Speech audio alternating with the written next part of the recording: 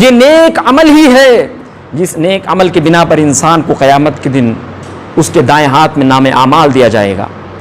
فَأَمَّا مَنْ أُوتِيَ كِتَابَهُ بِيَمِينِهِ فَيَقُولُ هَاؤُمُ اقْرَءُوا كِتَابِيَهْ إِنِّي ظَنَنْتُ أَنِّي مُلَاقٍ حِسَابِيَهْ فَهُوَ فِي عِيشَةٍ رَاضِيَةٍ فِي جَنَّةٍ عَالِيَةٍ قُطُوفُهَا دَانِيَةٌ كُلُوا وَاشْرَبُوا هَنِيئًا بِمَا أَسْلَفْتُمْ فِي الْأَيَّامِ الْخَالِيَةِ.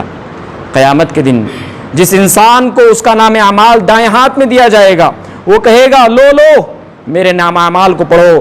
میرا یقین تھا کہ قیامت کے دن رب العالمین سے میری ملاقات ہوگی, حساب و کتاب ہوگا.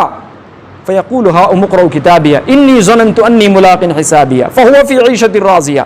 اللہ نے ارشاد فرمایا وہ عیش پرست زندگی میں ہوگا, وہ خوشی کی زندگی بسر کرے گا. پھر اللہ نے ارشاد فرمایا قطوفها دانیہ, ایسی جنتوں میں اللہ تعالیٰ داخل کر دے گا جو عالی شان جنتیں ہوں گی اور جن جنتوں کے اندر میوے جھکے ہوئے ہوں گے.